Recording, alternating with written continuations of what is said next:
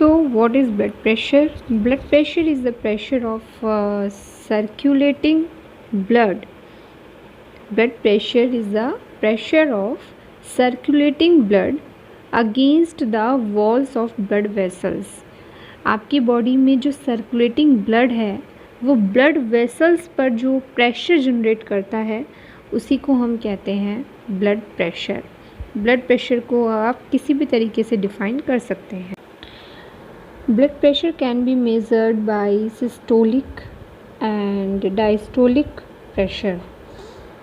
Systolic and diastolic pressure, as we know, these are the readings जिसकी form में हम measure करते हैं। तो सिस्टोलिक प्रेशर जो होता है वो हमारा होता है approximate 120 mmHg and the diastolic होता है 80 mmHg।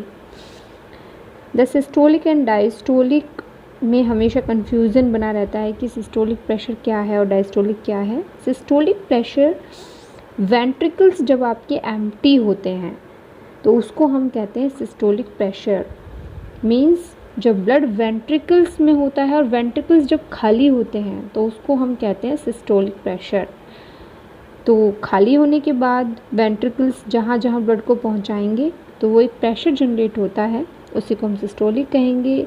In case of diastolic, filling of the atrium और द हार्ट, मीन्स जब हार्ट में ब्लड आता है तो उसको हम डायस्टोलिक कहते हैं। Let's see through this diagram, right atrium, left atrium, right ventricle and the left ventricles. तो वेंट्रिकल्स यहाँ पर हम इमेजिन कर रहे हैं। अब वेंट्रिकल्स जब एम्प्टी होंगे तो इसी को कहेंगे हम सिस्टोलिक प्रेशर।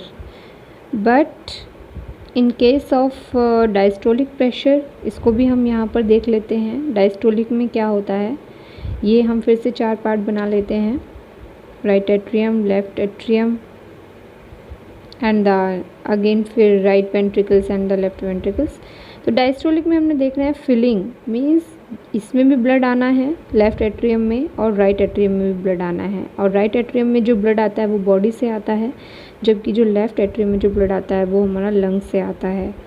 तो ये जब फिल होते हैं, दोनों एट्रियम जब फिल होंगे तो इस कंडीशन को हम कहते हैं डायस्टोलिक प्रेशर, जो होता है हमारा 80 mmHg।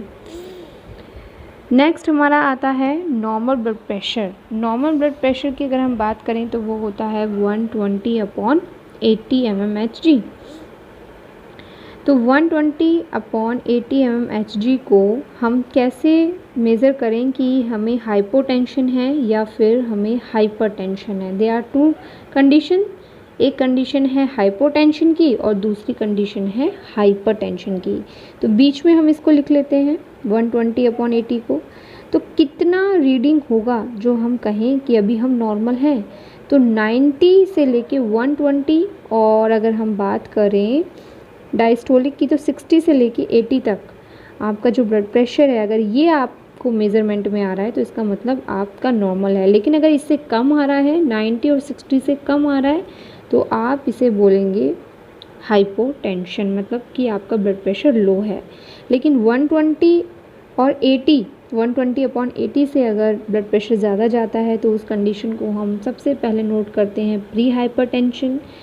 उसके बाद भी और ब्लड प्रेशर अगर बढ़ता है तो उसे हम स्टेज 1, स्टेज 2 और फिर हाइपरटेंशन क्राइसिस के नाम से हम इसे जानते हैं। तो नेक्स्ट वीडियो में हम देखेंगे कि हाइपरटेंशन क्राइसिस, स्टेज 1, स्टेज 2 और प्री हाइपरटेंशन क्या होता है। तो आई होप कि आज का वीडियो आपको समझ आया होगा।